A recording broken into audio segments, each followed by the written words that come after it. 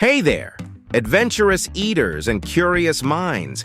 Have you ever been offered a crunchy cricket or a juicy grub and thought, thanks, but no thanks?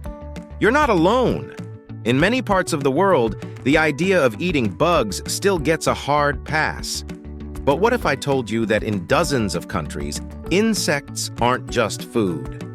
They're gourmet delicacies. Yep, that's right.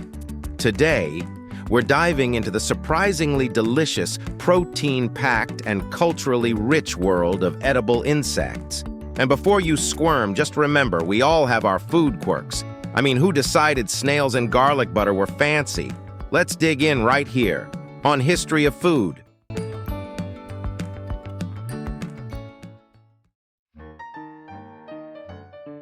Before we fly around the world sampling buggy treats, let's talk about why people eat insects in the first place. First off, insects are incredibly nutritious. We're talking high-quality protein, healthy fats, fiber, and even vitamins like B12 and iron. Second, they're sustainable. Farming insects uses way less water, land, and feed than raising cows or pigs. Plus, they emit fewer greenhouse gases. So in a world facing climate change and food insecurity, bugs aren't just weird, they might be the future of food. But for many cultures, they've actually been the past and present for centuries. Let's start in Thailand, where edible insects are as common as chips at a convenience store. Street vendors here sell all sorts of deep-fried critters: crickets, grasshoppers, silkworm pupae, even giant water bugs. They're crunchy, salty, and often seasoned with chili and lime. Crickets are especially popular. They're like the potato chips of the insect world: light, crispy, and totally snackable. Some Thai bars even serve them with beer, kind of like peanuts in the West. But this isn't just street food. Upscale restaurants in Bangkok have started elevating insects into fine dining. Imagine a grasshopper croquette or ant egg salad with mango and herbs. Suddenly it doesn't sound so scary, right? Let's fly from Thailand to Mexico, a country that knows how to do flavor. Here, one of the most beloved delicacies is chapulines. That's Spanish for grasshoppers. You'll find them toasted on a skillet with garlic, lime, and salt, then tossed into tacos, sprinkled on guacamole, or even stirred into cocktails. In Oaxaca, chapulines are a staple. Locals say they're a perfect blend of crunch, tang, and umami. And they're not just a novelty, they're rich in protein and totally satisfying. Oh, and if you really want to impress a local, order mezcal with sal de gusano, a worm salt made from ground-up agave worms mixed with chili and salt. It's the smoky, earthy rim salt for your mezcal shot. Fancy, huh?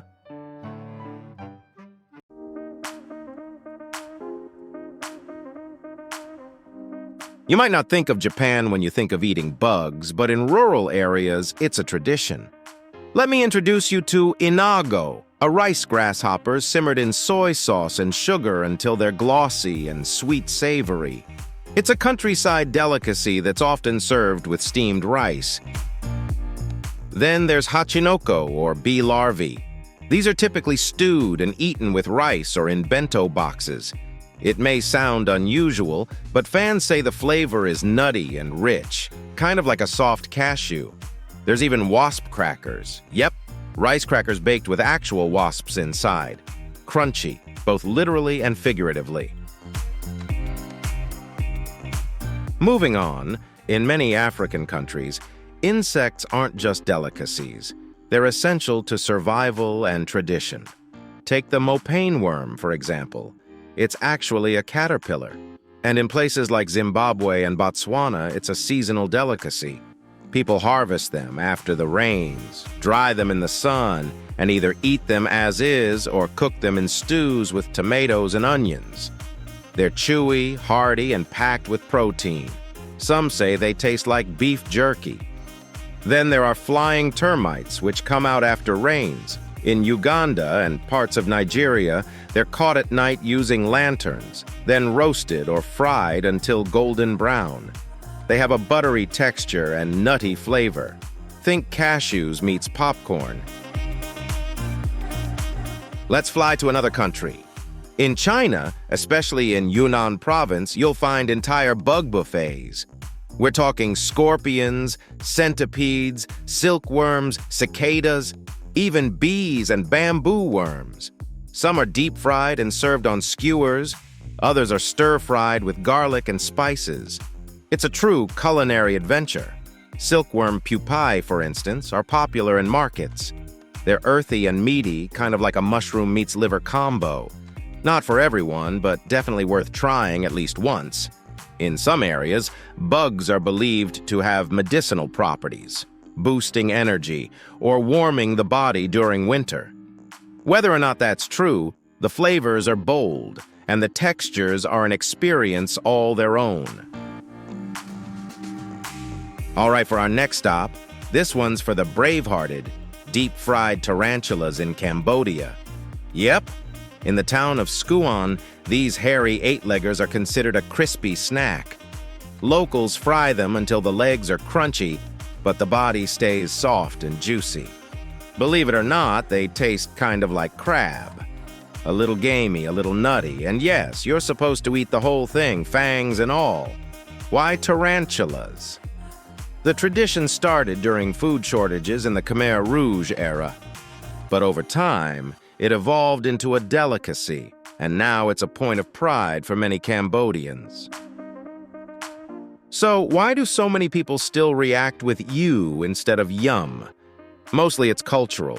We're taught from a young age that bugs are gross, dirty, or dangerous. But think about it, we eat shrimp, which are basically sea bugs. Lobsters used to be considered prison food. And mushrooms? They're fungi that grow in the dirt. It all comes down to perspective. As we look for more sustainable food sources in the face of climate change and overpopulation, insects are gaining serious attention. They use fewer resources, cause less environmental damage, and offer solid nutrition. And hey, once you get over the mental hurdle, many are actually tasty, like really tasty. So what do you think? Would you give edible insects a try? Maybe some chapulines on your next taco night? Or a cricket protein bar after the gym? Let me know in the comments what bug you'd be most willing or least willing to try. And if you've already sampled some of these, tell us what it was like. Thank you for watching.